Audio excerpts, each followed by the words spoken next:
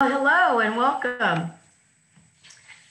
We are happy to have everyone here with us today on our episode 4, talking about 2 simple exercises to jumpstart your health.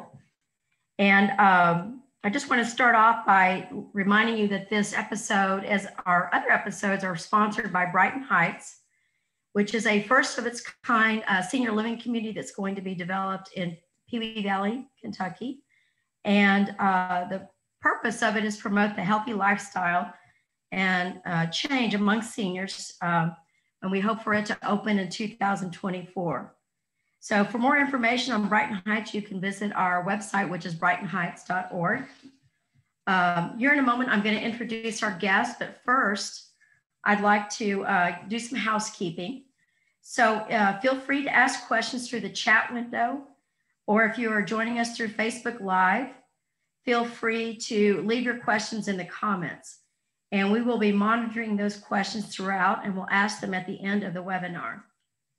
So now I'd like to introduce our guests. The first guest I'd like to introduce is Dr. Meyer. He's going to speak first with us, and a little bit about his background. He is a professor at a university called Southern Adventist University. And when he was brought on there, it is an institution of higher learning, and often institutions of higher learning focus on exclusively mental pursuits. But at Southern, they recognized that students needed to really be a whole person in terms of being successful, and that involves moving the body to power the mind and soul. So recognizing that need to change the level of student physical activity and improve metabolic efficiency, they hired Dr. Meyer on to help them in not only running that program, but also conducting research specifically regarding metabolic efficiency. So he's going to be giving us a very high-level introduction into that topic. And then after that, Dr. Youngberg is going to take a deeper dive into the correlation between exercise and preventing and reversing chronic conditions, and in particular, cognitive decline. Dr. Youngberg is also a professor, if you will, has his PhD in public health and a master's in clinical nutrition, and has a practice working with individuals to help them reverse, for many years, primarily focused on reversing diabetes and insulin resistance, and now more specifically focused on helping people prevent, reverse cognitive decline. He has also written 3 books known as Goodbye Diabetes, Hello Healthy, and Memory Makeover. So thank you both so much for joining us. And with that introduction, Dr. Meyer, I'm just going to ask you to unmute your microphone, and we'll let you dive right in. I'm very happy to be here today. One thing I might ask the first question of you is, the question that I get most is, what is the best exercise? I get that all the time. And I answer it with, it's the one you will do. Because really, if you don't do it, it doesn't work. You have to be active, and you have to be active. But there's more to it. There's more to that story that we're finding out, particularly from metabolic efficiency. And I'm going to share a screen with you here that actually talks about this idea of really taking care of the most important system. And since we are specifically talking about this idea of your heart and taking care of your heart, because this is Heart Month. We just had Valentine's. I hope you got your Valentine's a good gift, because our heart is pretty important. And every provision that has been made is a master intelligent design. We can't get away from that, because we realize that, boy, we are magnificently crafted when you think about how we were put together. And can you see my screen there okay? I might ask my colleagues there. Okay, so if we look at specifically the wisest man who pointed out, Solomon said, keep your heart with diligence, for out of it are all the issues of life. What do you think heart disease is #1 killer? It's been there on the decade, 30 years or more. Why is that? Well, we know that heart attacks, that the devil knows that all the issues come out of the heart, I think he physically has decided to attack our hearts. So we know that we need to really take care of the heart system, and we know that that should be the focus of our exercise. We have a saying in physiology that your life's in your blood. Every aspect of your exercise should be for the improvement of circulating blood. In fact, I just got through with a flexibility class with one of my personal conditioning classes. And of course, sometimes flexibilities look not that significant. And when they realize that, hey, you've got to do alternating flexibility exercise where you're moving, we call it active flexibility rather than passive like most flexibility is done, we get increased circulation to all of the muscle and the bones and the ligaments and the things that are involved in that stretching exercise. So, I mean, that's just one example of how important life is in your blood. But then when you look at the core of that, we have thousands and thousands of miles of arteries, and we carry blood supply and oxygen to every system. Now, here's the interesting point. When you start to exercise, 80% of your blood flow goes to those working muscles. Let's say you're riding a bike. 80% of all that blood is in the quadricep muscle. Well, the brain and the heart still need the same amount. And here's your physiology quiz question for the day. How do they get it? How do they make sure that they have enough oxygen when 80% of all that blood flow is going to the working muscles? Well, we know that the master designer, again, the intelligent designer that put us together, actually, in fact, changed it by a simple mechanism of rate. The rate goes up, you still get the same amount in the heart, which the heart only gets its blood supply when it's resting in between the beats. In fact, our research that we're looking at metabolic efficiency, we're looking at the rest. How important is your physiology at rest? Because that's what makes you healthy. We think, okay, the exercise is great and everything, and we do all this different exercises, and we have all these ways of going about it and these techniques, but really, you better have an efficient rest, and that's what metabolic efficiency is really about. And I'll say more about that here in a second, how some of the findings that we've discovered that we're inches away from publishing this idea of metabolic efficiency. We call it the me research. Boy, how apropos for this generation, the me generation. They named it. I didn't name it. My students named it. Hey, we got the me research going on, all about me. But actually, it's more than about you. And it actually changes your whole personhood. And that's really an interesting aspect of the research.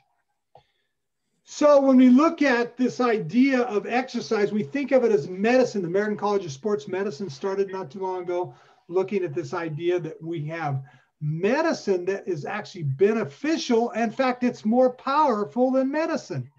And so it's really important that you exercise to circulate with that physical circulation of the body and getting the blood supply around. And you also need to apply the right dose. That's a very important part. That's what we call intensity. And the metabolic efficiency, we looked at 3 different intensities. We looked at the idea of low, medium, and high. And we measured it by oxygen usage down in the cells, the cellular level. That's why we call it metabolic efficiency, because we want those cells to be using oxygen at the right level, because then all the systems are improved. So our premise was that if you were at the right level, we even thought it might be low level. Sometimes this insanity world view of exercise, that's what they call it now, a lot of exercise that's done is insanity. And so we know that that cuts down on a lot of systems and how they function. And sure enough, what we saw in the research that high intensity didn't get the returns that we see beneficial in moderate or even low exercise. Moderate had the best, where you're using fuel at about 50-50 of your fat and carbs. You're either a fat or a carb burner when you exercise, essentially. Those are the 2 basic fuels that the body uses. And we can measure that, and we can actually analyze that while a person is exercising. So it's very interesting to approach, a very novel approach to exercise. Sure, heart rate's important, and we know the heart rate's at what they train at. But what we're really interested in is what is the breath doing? if you think about the intelligent design, the only thing that was actually physically designed in creation was man. God drew in the dust of the earth. He breathed his breath into the person, and he became a living soul. Well, guess what? We better take care of that breath that God has given us, and we better measure it and know what it's doing. And so dose is really important to that, to make that very efficient. Someone asked me the other day, why are we worried about all this metabolic efficiency? Why is that important to us? And every system, if we feed it the right amount of oxygen, benefits. That's why you're exercising. You want to get the best bang for your buck, is actually, in fact, to restore it, is to heal it. That's what exercise should be, is for your health. Now, most people would tell you they're exercising for health, but they already know that people are on the other end of the spectrum that are actually exercising very hard and actually exercising for marathoning and all those other things. There's no benefit after the 15th mile. We all have body tear down. So physiologists know that it's pretty hard on the system when we do hard effort exercise. So the dose is really important. This idea of restoring our system, we have lived a life of sedentary lifestyle for quite a few decades, and it has paid its toll, especially on obesity, especially on some of our degenerative diseases that we deal with, and now communicable diseases we're dealing with. We're dealing with COVID. We're dealing with these that are passed from person to person. And guess what? You want the most robust system you could have. And Dr. Neiman, a physiologist at Appalachian State, showed that, guess what? When you exercise too hard for too long, you repress the immune system. I would not want to be a hard exercise right now during this environment that we live in. I would want to be sane about my exercise. And that's why that's important. Then we have to have buy-in. That's a very important engagement. We've been talking exercise for decades. Have we changed the attitudes of people that want to exercise by giving them programs? Well, the answer is no. The research shows that we haven't really changed the attitude of most people. Most people don't exercise. And the only few you see exercising in the gyms and those different places, you'll drive by, you'll see the YMCA, and you'll see people bouncing up and down exercising, is a very few compared to the population. We're still back. When the Surgeon General came in and he said, hey, you need activity. In fact, activity is tied to every metabolic disease we have. That's why we got interested in metabolism, the metabolic efficiency. And he issued a report in '96 that said that inactivity is hazardous to your health. In fact, do you know what the hazard is of having a heart attack? If you smoke, well, it's about twice the risk of having a heart attack if you're smoking. Do you know what the exercise is? If you don't exercise, it's twice the risk. It's the same. I tell my students, and I'm going to get in trouble with the probably academic dean here. I say, if you don't exercise, you might as well smoke. It's the same risk. Of course, they know I'm only giving them a little hard time and making them realize that the risk of not being active is really important. And so that's why Dr. Youngberg is going to talk specifically about some ways to jumpstart that. The way to start that's really important. Okay. So all the issues, what I'm going to recap here is all the issues of life come from where? The heart. We got to take care of that heart, and we got to have circulation. So our exercise should have some of those elements in it. Behavior change starts from the inside and goes out, because we look at the outward appearance, but what should we be looking at? The inside. And so metabolic efficiency is talking specifically to this idea of how your metabolism is specifically at rest. 75% of the time you spend at rest. Only 25% of a day do you have some kind of activity. That's all it's attributed to, and particularly for overweight individuals, they want to put emphasis on the exercise itself. And guess what? If you exercise too hard, you're pulling from the glycogen stores. You're pulling from the carbohydrates, not pulling from the fat and the actual air that you breathe. That's where you get your energy. So they burn out the spark that starts the energy, and then they're tired. They walk out of the gym. When they walk out of the gym, they go, oh, that's a good workout. I'm wiped out. Is that the way you should feel? In fact, when I worked at the Lifestyle Center of America, we exercised 4 times a day, a half an hour each time, but we mixed rest with exercise. A very important aspect of allowing the system the reprieve that it needs. Rest is just as important as activity. We have to circulate that blood. That's the key to life. We are created to use God's breath wisely. He gave it to us. We need to use it. Regenerative medicine for the body, mind, and soul. The whole person is involved in this. So that's really what I'm most interested in this metabolic efficiency, is change me to a whole new person. Thank you very much. Thank you, Dr. Meyer. We appreciate that. And I know we'll go into questions at the end. And I know I'll probably come back and ask you and Dr. Youngberg some questions related to the tie-in between the concepts that you both are covering today. All right, Dr. Youngberg, it's your turn. Oh, Dr. Meyer, you want to unshare your screen? I can do that. Thank you.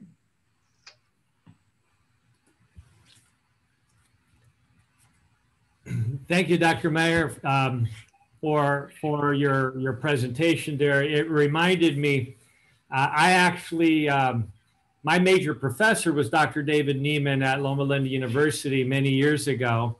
I had the privilege of being his graduate assistant, and then I was on his faculty for the first 2 years when I was on the faculty of the School of Public Health. But he, as you know, he was an avid marathoner, and he recognized that there was some serious risk associated with marathon running and training for a marathon. And he did his research.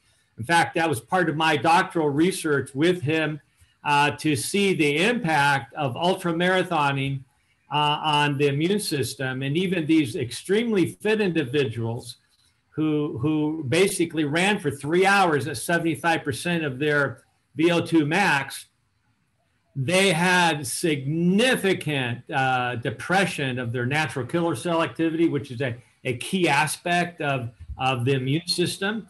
And half of them, more than half of them, became sick within a week after the extended exercise. And so he also did research on the LA marathoners themselves. 1989, we both ran the LA marathon. And there was research done on those who completed the marathon. And we discovered that there was a dramatic increased risk of them having colds or flus within a week when they ran at a high intensity compared to their normal running speed.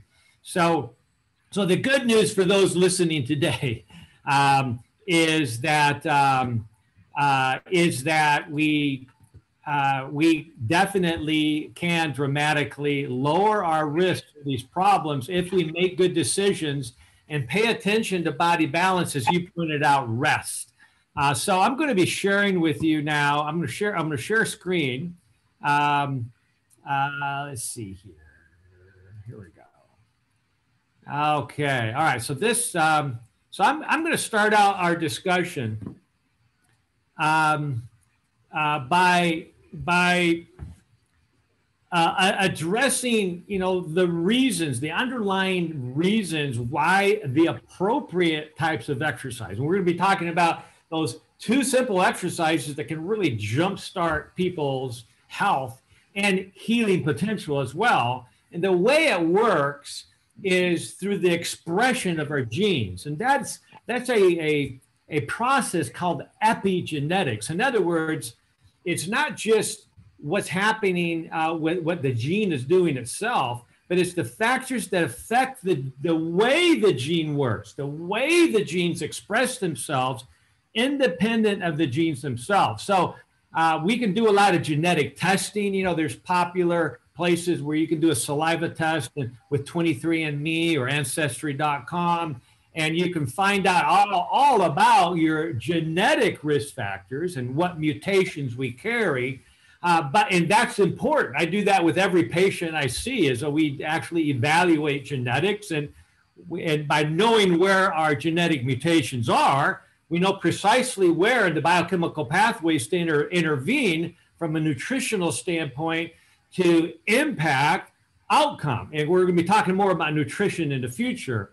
But exercise has a significant part to play in the way we change the expression of our genes. In fact, there have been many studies and articles written about this very concept, which you can literally turn off bad genes and turn on good genes. And that's essentially an epigenetic process that is paying attention to what we call exposome. These are all the things in our life, everything that we do, everything that we eat, every form of activity we're involved with, whether we choose to exercise or not, all our decisions, including the decisions of where we live, the environment that we get exposed to, and even the things we say and even the things that we think, all are part of our exposome. These are all the things that influence the way our genes get expressed for good or for bad. Are you turning on the good genes, or are you turning them off? Are you turning off the bad genes, or are you turning them on? Okay, and so that's really a very exciting field of research right now. And exercise definitively plays a role in here, because even though we could argue that there's many other things that have at least equal or even sometimes greater value, the importance of exercise is that it's a great place to get started, because it can help you feel so much better. As like Dr. Meyer just said, it's improving your circulation. And it's been said that you cannot improve your health unless you first improve your circulation. So how do we go about doing that specifically? Well, I've had the privilege to author 2 papers, one with the Journal of the American Lifestyle Medicine Association. And this is clinical lifestyle medicine strategies for preventing and reversing memory loss and exercise in Alzheimer's. Now, one of the key things that I've learned, I probably spend more time helping people with preventing and reversing aspects of dementia than anything else in my clinical practice. And one of the most fundamental things that literally has to be there for an effective outcome to be expected is exercise. Okay, I see it where they're doing everything else right. They might be on the right diet. They might be, taking the right supplements. They might be on the right medicine. They're doing everything. But if they're stubborn or resistant to this concept of incorporating exercise in an effective way, not in a hard way, but in a way that improves circulation, if they're not willing to do that, they're probably not going to get better.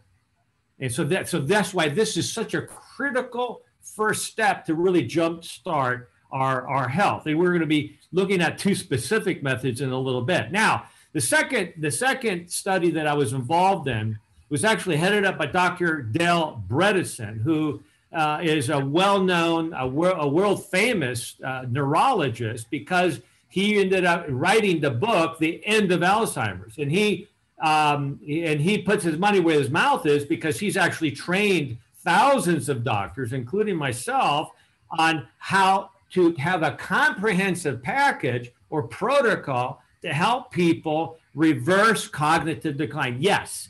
So this is published in the Journal of Alzheimer's Disease and Parkinsonism, where we had 100 patients that we collectively brought together. From there, 14 of us brought patients that we were actively working with, and we documented that they were able to reverse aspects of cognitive decline by following this protocol. And that protocol, in every case, included appropriate levels of exercise. And so the key concept here is the importance of resisting sarcopenia. This is a kind of a fancy medical term that basically simply means that we have to resist puny, weak muscle disease. That's what sarcopenia means, is that sarco is muscle and penia is puny, it's small. So when we let our muscles, relative to our own normal genetic makeup, become smaller than they should be because they're weak, we haven't been exercising them, we haven't been using them, and so they atrophy. Okay, that sarcopenia has a dramatic impact on our health. And it's important to understand that sarcopenia, puny muscle disease or weak muscle disease, which is rampant, it's pandemic worldwide, because we're just not taking advantage of simple exercises that can keep our muscles strong, that directly leads to cognitive decline. So the number one thing we want to hold on to as we age, as we get older, is our memory, is our cognitive functions, our ability to make good executive decisions, our ability to understand where we are in space and time. All those things that we might take for granted right now can be taken away from us, in part because of weak muscles, because strong muscles activate the brain. Strong muscles directly stimulate the brain to make new brain cells, to repair old brain cells. It directly stimulates the brain to produce what we call brain-derived neurotrophic factor, which is a hormone-like substance produced by the cells in the brain to actually heal the memory cells and the synapses, much like aloe vera would heal a sunburn. So that's really critical. So this brings up really the second simple exercise. I'll get to the first one in a little bit, of what we can do to jumpstart our health. And that is doing some type of mild to moderate strength training exercise. That also includes flexibility component, just like Dr. Meyer just finished his exercise, a stretching flexibility class, right? So it's part of the program, should be part of everybody's program. So what can we do, especially those of us that maybe haven't been exercising very much recently? Maybe we used to years ago. We've gotten out of the habit, and now we have sarcopenia, right? We have puny muscle disease and weak muscle disease that affects every aspect of our health, our metabolic health, our cardiovascular health, our neurologic health, and our immune health as well. So I want to quickly mention a study that was done many years ago in New York City. And they worked with a group, it was a Jewish retirement home, with the average age of these men and women in this retirement complex was 90 years old. So you think, well, you know, some of us, you know, I'm 60 right now, and some of you might be 65 or 70 or 75. You might be thinking, I can't teach a dog, old dog new tricks, right? It's really too late for me. I got too many health problems now. I really can't start an exercise program. And that's just wrong. Everybody can with the right support, okay, can develop an appropriate exercise program for them. And so this group of people, they were educated on how to do some light but effective strength training exercises. They just simply did some light exercises for about 15 to 20 minutes, 2 to 3 times a week. And you know, within 10 weeks, those 90-year-old men and women had an average of increased size of their muscles by 10%. Now you might have 10%, that's actually a lot. They actually grew muscle because they were using it again. More importantly, the strength of their muscles increased in 10 weeks doing these light exercises that were designed to strengthen the core muscles of the body. Their strength increased by 300%.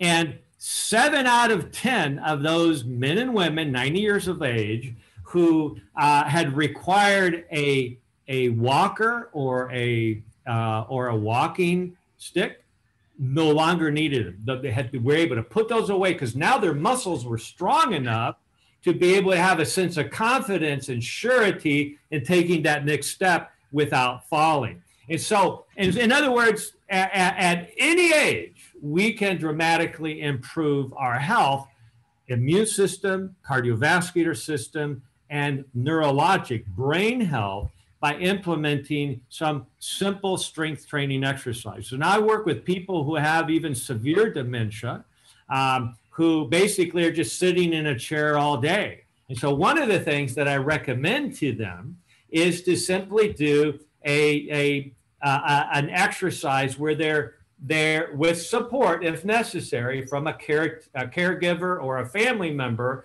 to actually help them sit up and then sit back down. Okay, and basically lean forward so that the weight is over your knees. So you're not letting your knees slide forward. Lean forward, sit up or stand up essentially. Okay, and then lean back, lean forward again and scoot back like you're sitting on the potty essentially. And do that multiple times, several times a day. That will dramatically increase the strength, stability, and confidence in somebody getting up and getting down and moving around, which protects the bones and protects us neurologically too. Because one of the problems neurologically is when people fall and hit their head, that speeds the demise of cognitive function.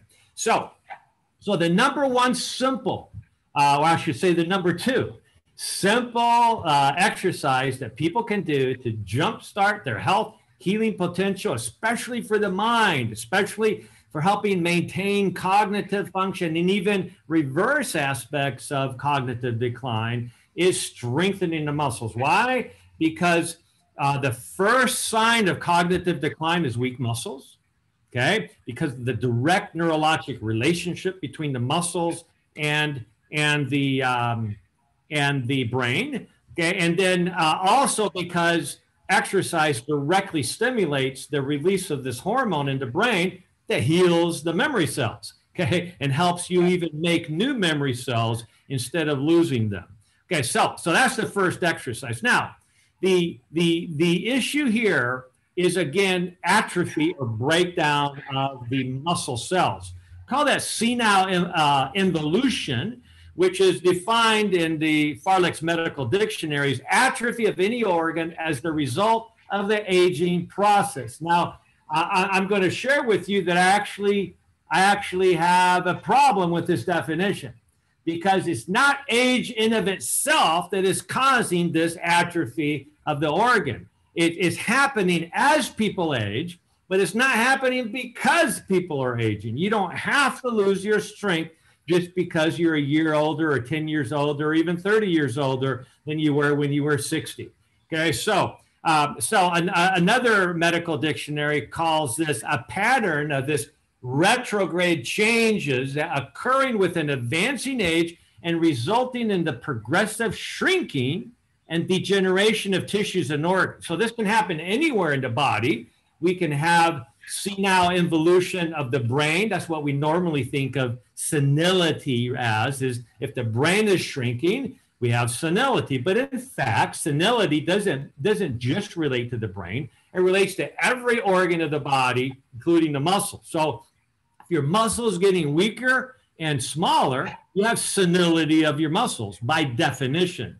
Okay, so now what I've done here is that I've kind of changed the definition where basically it's senile sarcopenia. In other words, this is the health in general is dropping down, and I define it this way: system-wide shrinking and degeneration of tissues and organs associated with chronic exposure to biologic irritants, inadequate nutrients, and less than optimal stimulation or activation, i.e. exercise or activity levels. So basically a tear down of health is a senility or atrophy of any organ system in the body.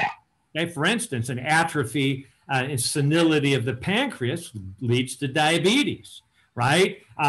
Atrophy of the kidneys leads to chronic kidney disease, which more than half of all Americans will develop in their lifetime, on and on and on. And so the good news is that we can prevent those things from happening, and we can even help reverse aspects of that atrophy by paying attention. And the number one step is to get on a simplified but healthy exercise program. Okay, now, exercise should be done within the context of the whole.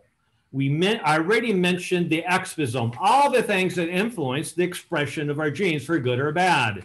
And as I work with my patients, many patients get excited about being on a ketogenic diet, but most of the time that's a horrible diet. And so what I've done is I've shared with them a comprehensive strategy where they can actually promote a healthy form of mild ketosis while on a whole plant-based diet. The reason I'm sharing this with you is in the future, we're going to be talking about nutrition, we're going to be talking about sleep, we're going to be talking about many other things that influence health, influence cognitive function over time, and can dramatically alter our future risk. But there has to be a comprehensive package here. So I want to show you how exercise fits into this package. So real quickly, some of these strategies, okay, that we're shooting towards in the long run is getting to the point where you can have 2 or 3 meals a day and no snacking for 4 to 5 hours between those meals. There's a reason for that, because that helps your body more efficiently burn excess fat if you're trying to lose weight, and many other reasons. Number 2, no food for at least 3 to 4 hours before bedtime. Finish the last meal no later than 6:30 or 7. We'll go into more details of why that's important later. Okay, at least a 12-hour fast between the last meal of the day and the first meal of the next day. Okay, so that helps train your body into more effectively using fat as a fuel source, so you're not always craving more and more carbohydrates and snacking.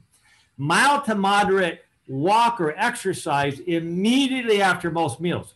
That's what I want to concentrate. And this is the introduction to the first and what I would consider the simplest thing that people can do to help jumpstart their health, is to get a little bit of light activity. You don't even have to call it exercise. Because some people, the whole term of exercise turns them off. This is just movement. It's mild to moderate body movement immediately after eating. I'm going to share with you in a minute why that's so important, how we discovered that many years ago clinically. Okay, and then we have what some people refer to as the get sweaty exercise. But again, we're not talking about doing hard exercise here. We're talking about doing something that actually improves your circulation in an aerobic way for 20 to 30 minutes, up to 5 times a week or more. So depending on your exercise fitness level, and as Dr. Meyer just pointed out earlier, the dose, finding the right level for you, not too little and certainly not too much. Too much is actually worse sometimes than none at all. And then we already talked about muscle toning exercises. Okay, balancing the meals as to emphasize non-starchy vegetables with greater than typical intakes of nuts, seeds, olives, avocados, and other whole food fats. So from my perspective, a therapeutic diet, especially for brain health, is not a low-fat diet. It's a moderate fat diet, but it has to come from the right sources. It has to come from plant sources, which are really healthy, and their whole food sources, which are really healthy for the body and mind. And then following a diet that promotes and allows for optimization of blood sugars and insulin levels 1 hour after meals. Okay, now, when I was growing up, I read this book. In fact, when I was in 8th grade. My mother had died of cancer a few years before, and I was very interested in health. That's why I became passionate about lifestyle medicine. And so I was reading the book Ministry of Healing, and another book which is a compilation called The Counsels for Diet and Food. And basically it was this statement that really impacted me, because I hadn't seen any research on this anywhere else.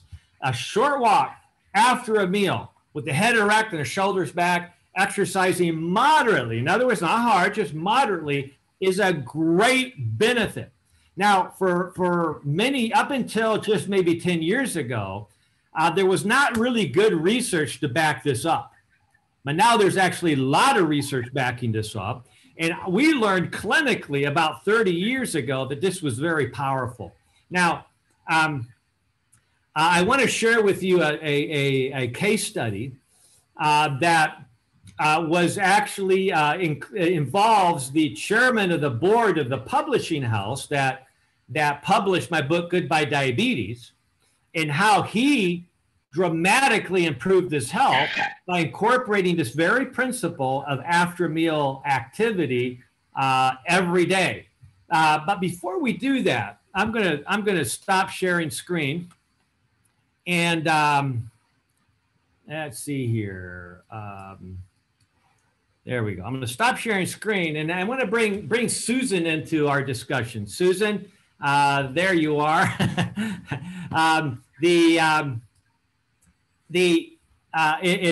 It's really interesting that as I work with patients, I actually recommend a 4-hour glucose tolerance test where you're drinking a carbohydrate sugar drink, about 75 grams or 300 calories, and then we see what happens to your blood sugars and your insulin response after that consumption to see whether or not there's a problem with insulin resistance, prediabetes, or diabetes. So tell us a little bit about your experience. I got the numbers here in front of me in case you need me to go over those, but tell us a little bit about what you learned about your health. And what was so interesting, Susan, is that your fasting blood sugar and your hemoglobin A1C, which any diabetic in the audience would know is the average blood sugar for the last 120 days, as it relates to how sugar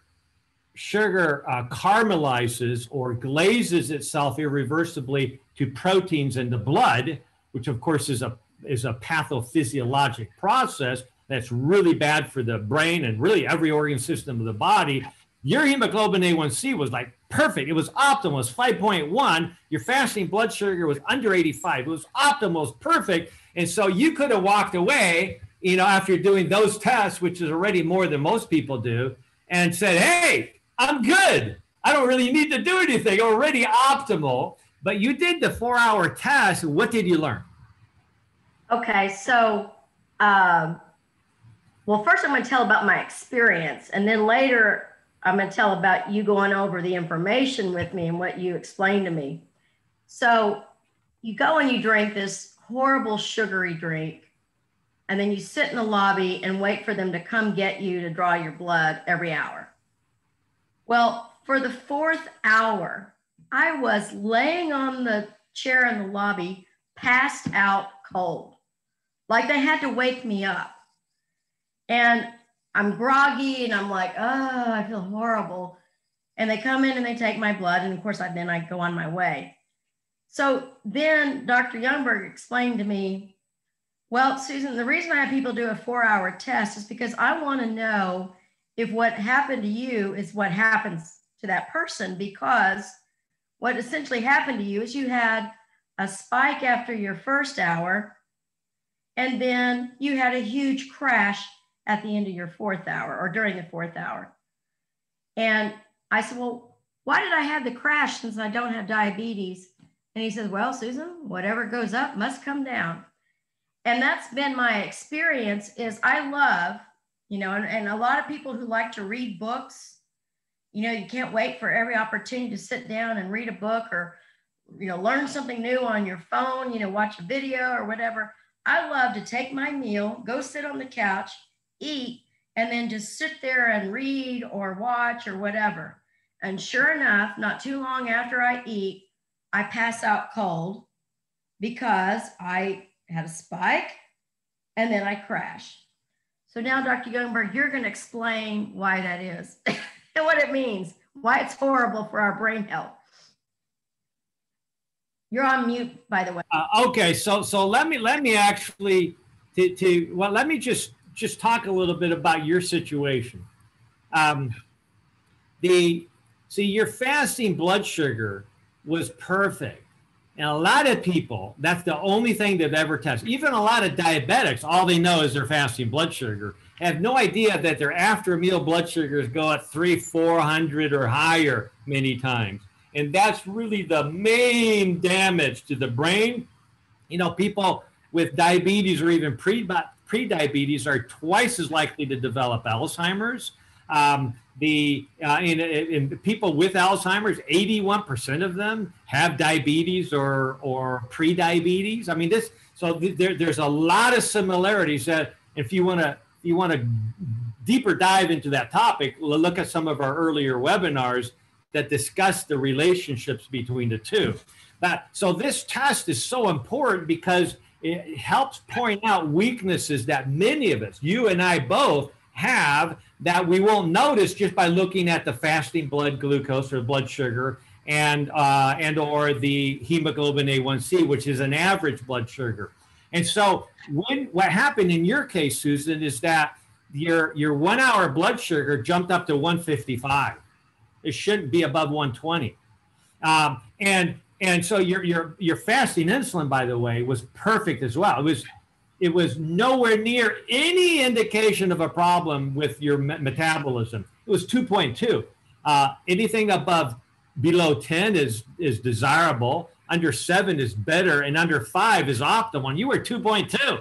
Okay, but as soon as you had that excess carbohydrate, okay, especially that sugary carbohydrate, your blood sugars went up to 155. Okay, they basically doubled. Okay, and that then stimulated the pancreas to produce a lot more insulin, a significant amount of insulin. And that extra insulin then hours later basically overwhelmed the blood sugar, forced the blood sugars down too low. So as you pointed out, what goes up ends up coming down hard because the body's trying to compensate.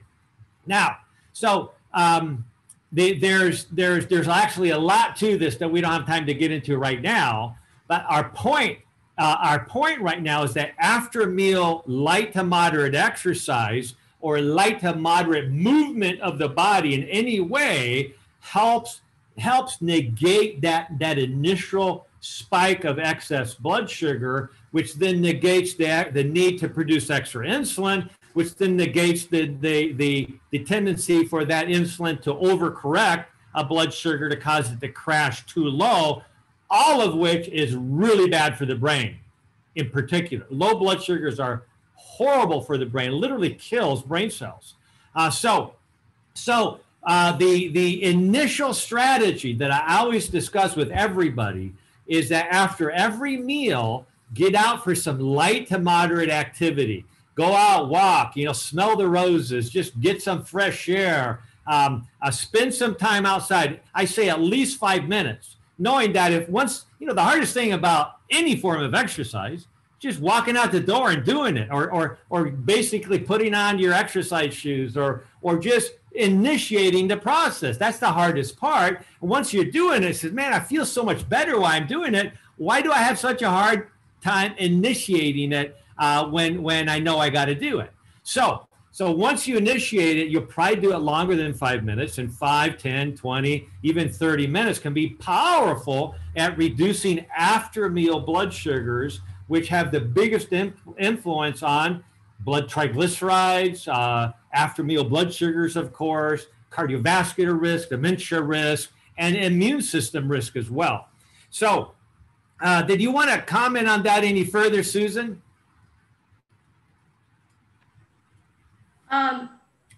No, I think the thing that is, like you said, the hardest part is getting started.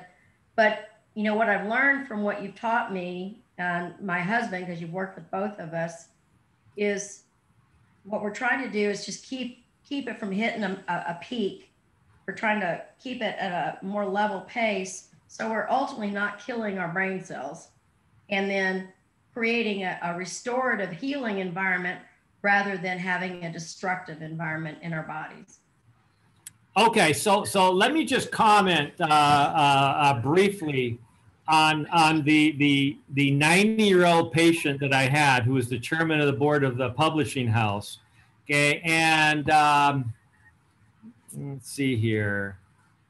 And, oh, there it is. Let me share screen real quick. And then I'm going to show a handout that will be available to everybody that you can actually experiment on this process on yourself. Okay, so so I'm going to share a screen and share this. Okay, so all right, here we go. So as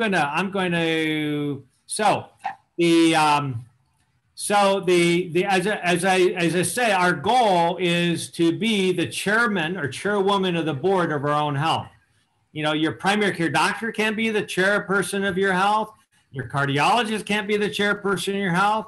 You have to be in charge of your own health, or it's not going to work. Okay, so bottom line, I'm going to share with you. So this is Tom Zapara, his daughter, and myself at Loma Linda University. Tom, well, just before he turned 90 years of age, he got a first copy of my book, Goodbye Diabetes. Why? Because he was the one that harassed us for 5 years to write it, and we finally did it because, you know, he was so adamant that we needed to write this comprehensive book on reversing diabetes, and he was the chairman of the board of that publishing house. So he got the book first, he read it, and he goes, oh, I got to get tested. So he got the 4-hour glucose tolerance test, and this is back in 2013, right before he turned 90. And you see that his fasting blood sugar was 144. 1 hour after that sugar drink was 261. 2 hours later, it's 303. 3 hours later, it's still high, almost 300. 4 hours later, it's still high at 229. And his hemoglobin A1C was 7.1. He didn't even know he had diabetes. Okay. And so clearly, by all accounts, he had diabetes. And so as a self-made multimillionaire, he said, what are we going to do about this? And I said, I'm glad you asked. And so I said, the first thing I told him, get out there and do some walking after meals. And of course, we did a lot of things, but that was one of the core initial strategies. And you know what? Anybody who's been successful in their life, like this self-made multimillionaire, he knows how to get things done. So he just did it. He just started walking. He decided, I'm going to walk for 45 minutes around my 1.8 mile loop around his community in Laguna Beach, where he lives. And I didn't tell him he needed to do that much. He decided, I'm just going to do that. And you know that within 5 weeks, just 5 weeks later, he had already reversed his diabetes down from 7.1 to 6.2. Okay. His fasting blood sugar dropped from 144 to 107. So he just had pre-diabetes now. Okay. And in another 2 months' time, we checked him again. And now his hemoglobin A1C was under 5.7 at 5.5. So he'd actually reversed that aspect of pre-diabetes. Okay. And then, you know, people say, oh, yeah, well, he was just, you know, motivated for a few months or 6 months. Yeah. Well, where's he now? Well, I just met with him just a few weeks ago, and his hemoglobin A1C, every time I've checked it through the years, 5.2, 5.1, 5.1, and most recently, just a few weeks ago, 7 years. He's 97 years of age now, and he has completely reversed his diabetes, completely reversed his pre-diabetes, and reversed his insulin resistance. In fact, he went from 220 pounds, he's a short guy, down to 154. Okay, we never even talked about weight. It just came off. Why? Because he was doing these activities regularly. Now, okay, so I'm going to stop sharing screen. I'm going to show you one other thing. Okay, let's see here. I'm going to show, there we go. I'm going to show this handout that you can download at the Brighten Heights website, brightenheights.org website. And this is basically how you can use after meal activity to jumpstart your health in a powerful way by actually testing your blood sugars before 1 hour and 2 hours after the beginning of meals. It's all written out here how to do it. The first thing you do, first step, is to not change anything about your diet. or exercise, just start checking your blood sugars. And, you know, if you're over 40, there's a 50% chance you already have prediabetes, and 90% of people with prediabetes have no idea. This thing that you can do at home with, just get your own kit at a pharmacy. You don't need a prescription. Just buy a kit at a pharmacy and test yourself. Just follow the instructions on this handout. You can download it at brightenheights.org and just follow it. So for 2 days, just test your blood sugars and keep track of what you're eating, whatever it is. Even do splurge meals. Okay, so now you know how high your blood sugars go after meals. And you go like, whoa, man, my blood sugar is really going up. Okay, chances are your blood sugars are going to go up. Okay, if they don't go up, you're in a distinct minority of individuals. Okay, number two, then continue to eat the way you normally eat. But the only difference is you do some light exercise after the meal. And look at the difference, and that'll astound you. Okay, you can lower your blood sugars anywhere from 1 to 3 points for every minute that you walk immediately after a meal. Okay, depending on how high your blood sugars are to begin with. Okay, so do that. And then the third step is now optimize your diet, which of course we're going to talk about that in future webinars in this program. So all that information is in this handout. That's available for you to download and experiment on yourself. And I would love next time that we meet next month for our next webinar for you to share information in the chat about what your experience has been with that. So that's all of the time we have for the presentation today. Hopefully we have a few questions. So one thing I wanted to share is that, you know, Dr. Meyer talked about metabolic efficiency, and Dr. Youngberg talked about epigenetics and your exposome and all of that. One of the things we're probably, well, we're very excited about many things related to Brighten Heights, but one of the things we're very excited about is we recognize that many of us haven't been exercising regularly for perhaps a number of years. And knowing how critical, as you've heard today, exercise is to our overall game plan for optimizing our health. At Brighten Heights, we plan to have what we're calling a human performance lab or human health lab. And Dr. Meyer will be instrumental in helping us setting that up and making sure that it's running appropriately. And essentially what they'll be doing is measuring your current metabolic rate and then helping you determine what's your, quote, sweet spot for it, so that you know exactly how to exercise it's best for you and get the most benefit so that you're maximizing your exposome, as Dr. Youngberg talked about. So we're very excited about that. So Dr. Youngberg and Dr. Meyer will be working hand in hand to make sure that we're supporting the residents of our community to achieve those goals. So I wanted to share that with you. Let's see. Katie, do we have any other specific questions that may have come up?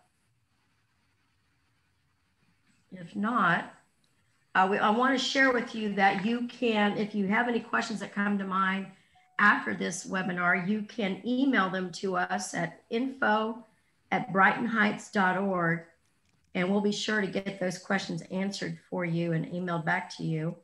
Also, if you want to stay in the loop for future webinars and newsletters, just go to our brightenheights.org website, and we have a tab called Vitality Series, and you can sign up for our next one, which will be on March 15th. It's a Monday at 4 p.m. Eastern Time. And on that one, we plan to discuss the healing power of sleep. So it's not just the quantity of sleep, it's also the quality of sleep. And there's definitely a science that's backed up with research now that tells us exactly how to do that. And then for those of us who struggle either to get to sleep or to stay asleep, we'll be talking about those strategies as well. Also want to highlight that Brighten Heights will be having many things that allow you to optimize your fitness level, since we focused on that today, including group fitness, walking trails, lap swimming, and more. And so with that, I want to thank you for your time and thank you for joining us for this webinar. Have a great week. Bye now. Bye-bye.